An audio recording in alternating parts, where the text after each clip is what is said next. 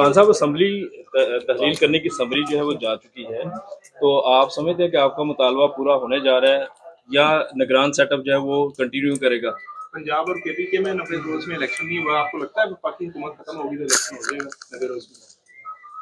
دیکھیے خطرہ یہ ہے کہ ایک دفعہ آپ آئین کو توڑ دیں تو پھر آپ راستہ کھول دیتے ہیں کہ طاقتور فیصلہ کرتا ہے آئین کی کون سی شق ماننی ہے اور کون سی نہیں ماننی.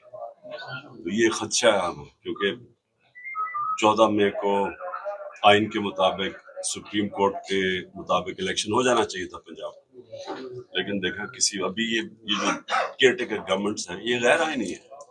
ان کا کوئی آئین کے اندر کوئی گنجائش ہے ہی نہیں کہ 90 دن کے بعد کیئر ٹیکر گورنمنٹ چلے.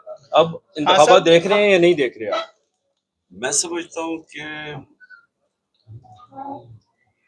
پاکستان کے لیے تو صرف ایک ہی راستہ ہے جو جس طرح ہم پولیٹیکل اور معاشی طور پہ ہم ایک دلدل میں پھنس گئے، صرف راستہ صاف اور شفاف الیکشن. بس جب جو اس سے ہٹے گا وہ ملک کے لیے مزید اور مشکلات پیدا کر دے گا. ہاں صاحب، اس بات میں کتنی سچائی ہے کہ اس بات میں کتنی حقیقت ہے کہ پی ٹی آئی کو 3-4 موقع ملے الیکشن کے اور انہوں نے ضائع کیے؟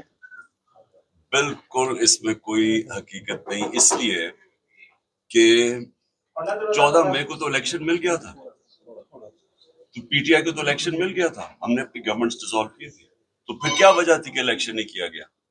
پی ٹی آئی تو الیکشن کے لیے تیار تھی، یہ بھاگ گئے تھے الیکشن سے. تو یہ تو سارا یہ ایک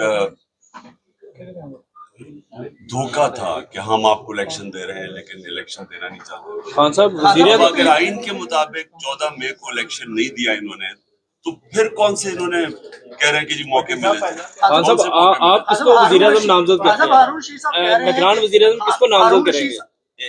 آپ کس کو سمجھتے ہیں کہ نگران وزیر اعظم آنا چاہیے؟ دیکھیے کیئر ٹیکرز کا تو سارا جو مقصد تھا کہ وہ نیوٹرل ہوں گی، اس کا تو مقصد انہوں نے اس کی دھجیاں اڑا دی. یعنی کبھی بھی ایک ملک کی اخلاقیات اس طرح تباہ نہیں کی گئی جس طرح کا کیئر ٹیکر یہ لے کے آئے. کبھی ایسا نہیں ہوا.